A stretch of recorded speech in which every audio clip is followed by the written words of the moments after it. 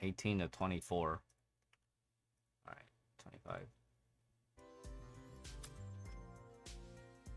Let's see here. So nothing changed in expansion. Nothing changes here. Focus B. Bastet!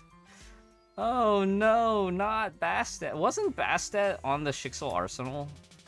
Susanna! And Aladdin. Okay, new Shixel Arsenal rotation. No, it was Prometheus. Prometheus gear was on the last Shixel Arsenal. Let's go over this in a bit. Don't forget to do your first pull is free. Okay. Be real, should you get the elf, you've been avoiding it after what Sele did to you. How risk averse are you, Nora? Because if you're very risk averse, I would just say ignore the elf. Especially if you have a 3 or 4 star Blade Durandal. You could probably just keep getting by with Blade Durandal. Now, if budget is less of a concern, 3 or 4 stars would be your ideal targets for Project Bunny. I can definitely vouch that 2-star does not feel like an upgrade over a 3 or 4 star Blade Durandal. Just because the starting SP skill is locked behind 3 stars. So 2-star is not worth it, but 3-star is. But 3-star means you need to basically spend an entire battle suit's worth of crystals in the worst case scenario. Because every pull is 150, so it's like 15,000 if you hard pity for 1 card. It's rare, but it's not impossible to go to hard pity on elf. We, at least twice on this account, we've went to like 98, which is basically close enough. 96, 98. So, how risk averse are you? How bad are you itching to push for, you know, scores?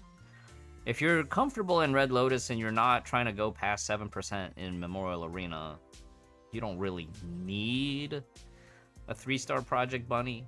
But if the personality of Project Bunny elf form sparks joy for you, you know, if you are not, or rather, if you have the budget to support it, those would be considerations that you would need to weigh, you know.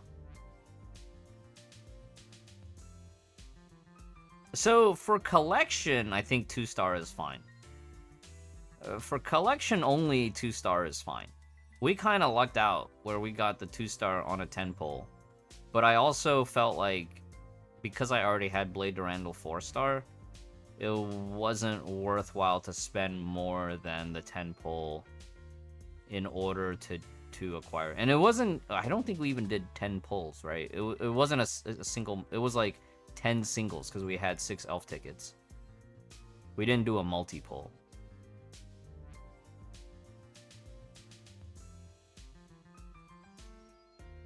Will this help you in Abyss this patch? Well, yes and no. You also have to think about all the non-physical rotations that show up in a single patch.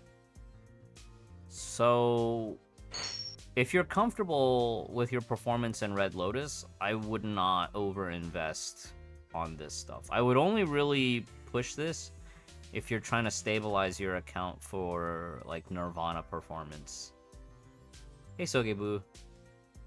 And Ray Lord, thank you for the follow. You wait for a rerun? Spending event might be a next opportunity where there might be some kind of value for it. Yeah, Paganus always invests in Bronya. Paganus is such a Bronya fanboy.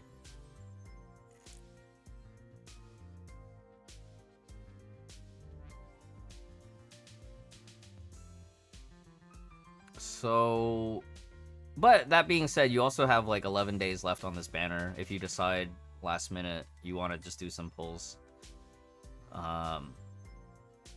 I definitely feel like at this point for most players, especially medium spender to low budget to free to play, definitely should be saving towards next patch to get the weapon, and then saving for 7.0 for the mid-autumn spending event. Nice, congrats, Paganist. 2% and Nirvana bouncing. Yeah, that's a good place to be.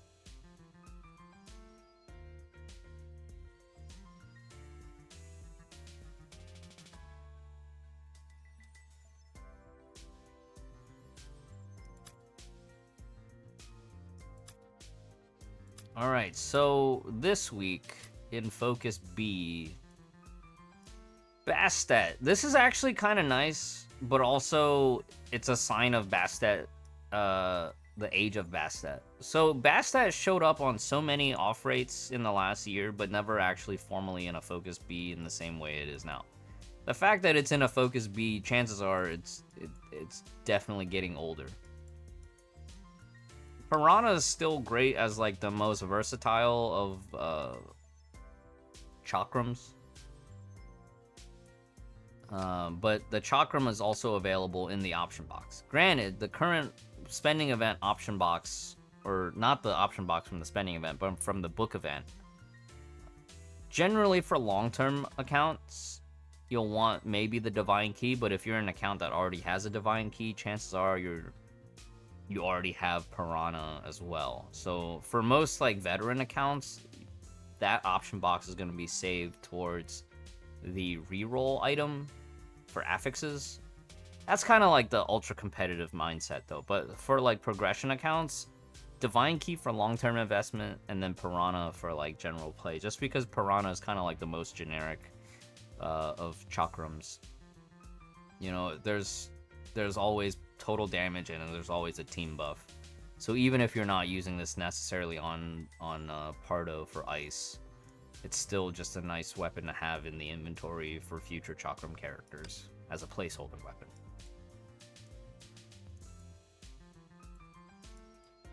Let's see here. Echoes of Paradise, still nice for support pistols.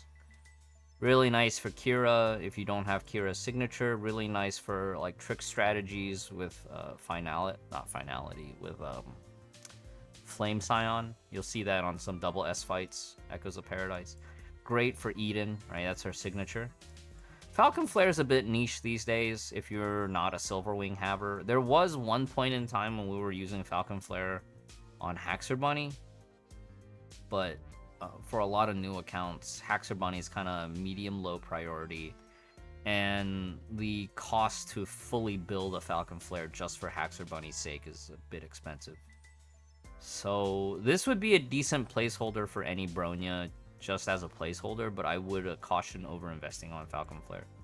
Zither's a bit old school, but very versatile as a cross weapon for like support. Chances are if you get one of these, you're not really going to use it if your account is like progression. You can make some use of it if you're a new account. Most veteran accounts have already outgrown the need for running Zither. But you could use this. It's a okay stat stick for like Griseo if you don't have Astro, which consequently is available in the other banner. Alaire's Serenity goes in the garbage, unless you like to keep one copy for the museum. Path to Acheron, the old Sele weapon. Museum status. Collection and museum status. If you're a Stygian Nymph fan, if you're a Sele fan, you'll want to keep at least one copy. Cerulean Flare, nice utility in certain strats. Probably getting used on the next Abyss cycle for Lightning. Are we though? Somebody in the chat can correct me. What the team comp is we'll be running for Lightning RPC. For most players that have been playing for like a year plus, Cerulean Flare was available for free during an event. So this will be useful for players that don't already have a copy, and you can use it as a stat stick or placeholder, or you know, utility support for most bow characters that you may or may not be playing. Definitely worthwhile having one copy of this. More so if you're on a newer account, you know, 6 months to a year or less. But most veteran accounts already have at least one. What if it's good for a future Terry? Yes and no. Zither will be a viable stat stick in most cases if you don't have a better cross. But chances are if you've been playing any amount of time in the last year and a half or so, you might already have a better cross. So no Fischl. I think Cupcake was wondering about Fischl for the transition. But I think the transition, we use HTR's ultimate to clear, right? I know, I want to cope. I know, it is cope. It is very cope. Zither's Lament is truly the copium solution.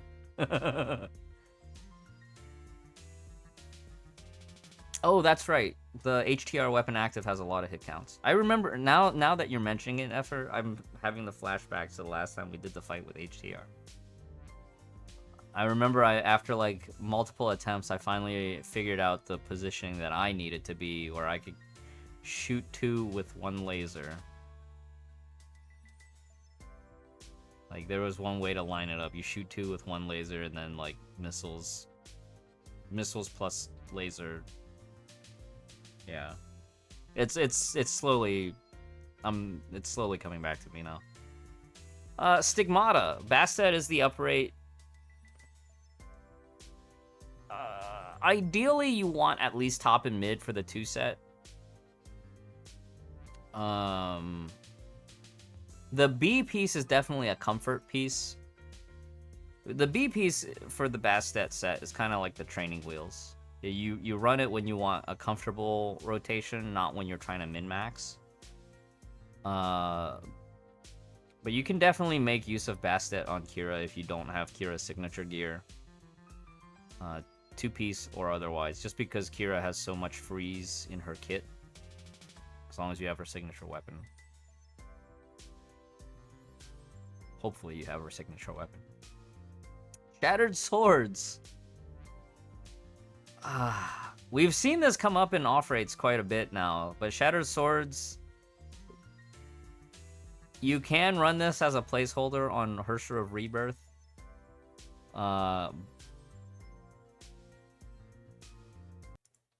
Don't know what else to say about Shattered Swords at this point. Like, it's good to have your first copy. There's a couple of utility for it here and there, but like, for the most part, this set is more or less in like retirement, basically. Turgenev, still nice. Turgenev definitely, I would say, is like more valuable on a progression account, new accounts. Just because top and bottom together as a 2 set is just super comfy. I feel like Turgenev should become craftable soon, though. Ragna. Ragna is like a G3.5 fire equivalent. It's a little bit easier to use than Leeuwenhoek, but the problem is that Ragna you can't really upgrade into Fire G4 next patch. So Fire G4 next patch will supersede Ragna. Carlo Collodi, another fire set for Vilvi. Also decent as a placeholder for non-Vilvi. And yeah, as a reminder, don't pull on Focus B if you're trying to get off rates. It's kind of risky. Overall, I probably would recommend against pulling this banner, just because even for progression accounts, there's probably better banners you should be putting your crystals towards. At this point, I would generally just advise saving for next patch. Alright, let's take a look at event supply. ADV banner we kind of covered last week, so refer back to that. SP supply. Generally, we would advise against pulling on SP supply banner, but situationally, this could be kind of okay if you're on a new account and you have unlimited budget, or, you know, a big enough limited budget. If you're a new player and you don't mind spending money to catch up, getting Susanna to at least double S would be one option. Do I recommend it that much? Not really. But Susanna is new enough in the stack of SP battle suits where she's probably going to stay somewhat relevant for a little bit, for quite some time, I should say. We actually just recently had the Abyss cycle was for her, right? Because she fills two niches. One is Quantum, and the second is Bleed Weather. So having her set up is comfy. Do you absolutely need to enjoy this game? No. Unless the competitive side is where where your focus on the game is. Now, that being said, for new accounts, Susanna is still a very, very comfy, generally easy to play physical DPS. Once you set the toggle that, you're playing the rhythm game with just one button rather than trying to do multiple button inputs, it's quite alright. If you're playing on touchscreen, like on mobile, you actually do have to manually tap the buttons as they appear in the spots that they appear on the screen. But overall, a straightforward character, nice and chill. Does a lot of damage, even with filler gear, as we've seen.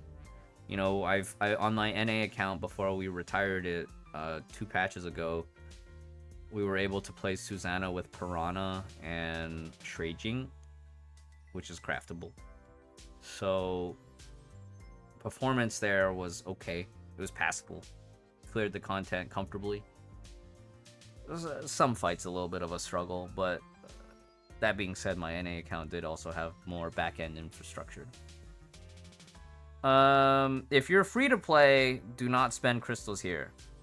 All right, only spend on this character if you're Dolphin or Whale on a progression account.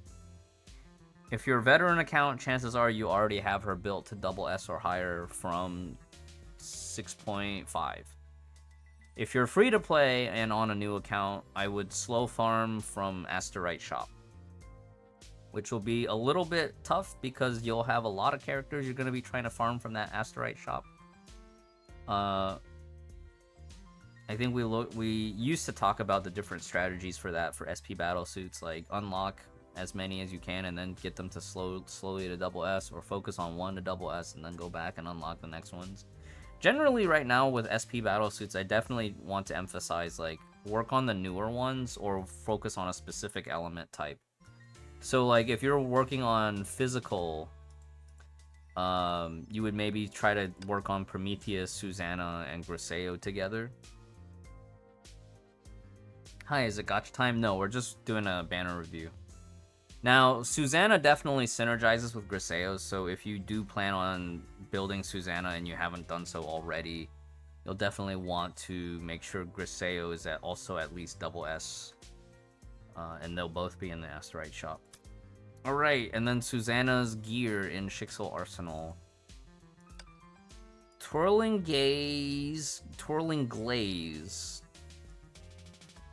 Okay.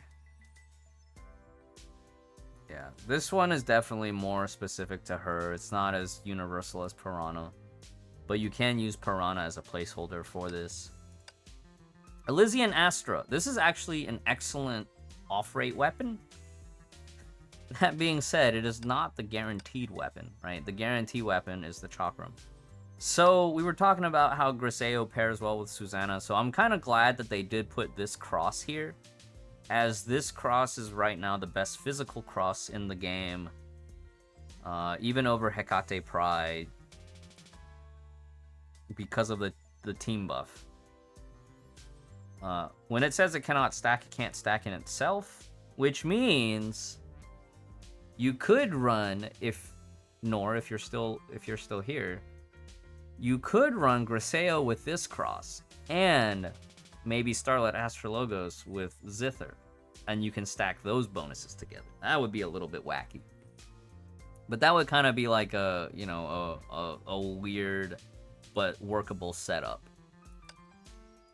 Now, Aladdin is kind of cracked. I think if I were a bit more competitive, if I were a bit more meta-driven, and I had a bit more budget, this is a set of gear that competitive players, on original release 2 patches ago, players have pulled for duplicate copies of. Because Aladdin, some of the effects do not have a stack limitation, which means if you have multiple copies of this set, the bonuses will stack on each other. which is nuts. You gave in to double Aladdin on this one for this last Abyss. Yeah, so MiHoYo likes to do it sometimes where they'll run an Abyss Weather to try to milk the Nirvana players. They give you the problem set and they put the solution on Gacha Banner. And this is exactly what we're seeing. Now, we're doing this review kind of late because it's already Sunday while we're recording this. But yeah, if you were playing on Friday, the temptation is definitely there. You know, if you were looking at this banner on Friday, the temptation to get the second copy of Aladdin is definitely there.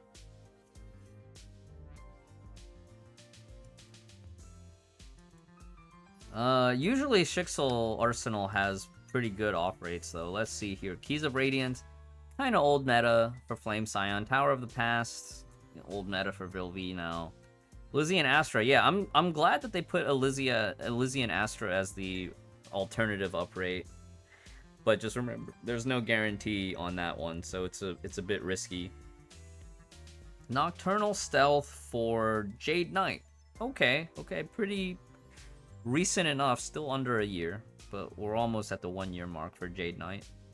Sanguine Gaze for Nyx. Pretty old meta at this point. And then Midnight Eclipse, definitely one of the better lances.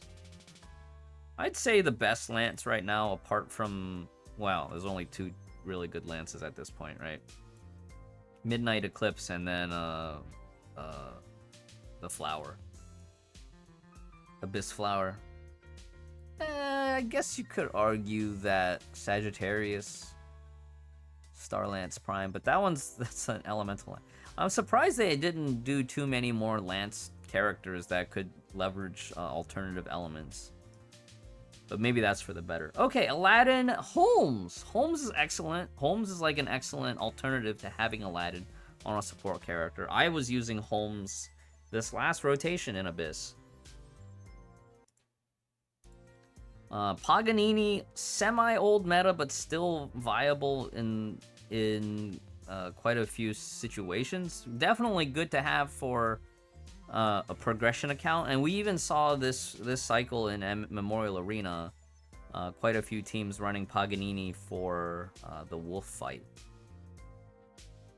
We Javelin gamers now, yeah. Lance overrated, Lance outdated, Javelin we debated. All right, handle G4. It's craftable, but if you end up getting handle pieces from off rates here, saves you some time. Definitely progression accounts and newer accounts have more value doing this than veteran accounts that probably already crafted like 2.5 sets of handle. And then Pristine, Flower of Origin set. This is for Hersher of Human Ego. And this is nice as an off rate. You can probably make use of this on Hersher of Reason as well. Ice characters can make use of this as well. Definitely you won't be able to take advantage of all the bonuses if you choose to use it as a placeholder set, but you know, if you get pristine pieces or if you end up off-rating a full set, you can use that on Hersher of Reason until you get your G4 online. Or better yet, what might happen is you run pristine as a placeholder and then you skip farming for G4 ice so that you can farm for G4 fire. It's about making the most of what you have, right? Because like if you have a set that can come close to the ideal set, you can save that farm time and put it towards the new stuff. So now, you know, that always depends. If you only have 2 piece here or like maybe just 1 piece, you can use that 1 piece as a placeholder while you farm the rest of the other stuff. You have plenty of options and different ways to go about it. So I'm definitely surprised that this banner, it's better than I expected, but I still feel like on the weapon side, it's a bit risky because of the amount of old or semi-old stuff on here. The Stigmata off rates are definitely pretty decent for progression accounts. Most veteran players probably won't need it that much. But I definitely feel like the value is there for like low medium spenders that are relatively newer who don't have like all the arsenal here. Holmes and Paganini together definitely would be nice to fill out the inventory.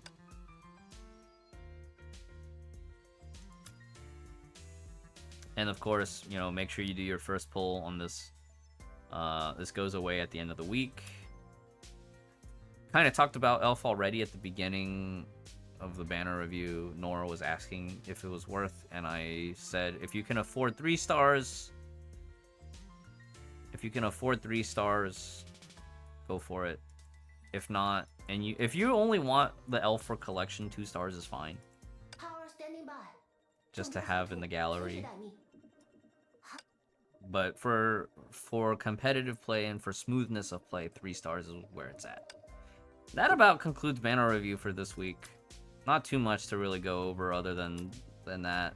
You know, Hersher of Rebirth is still around for another week and a half, 2 weeks ish. We covered this last week, and you know, some players are still working on finishing out this set. So good luck if you're still working on this.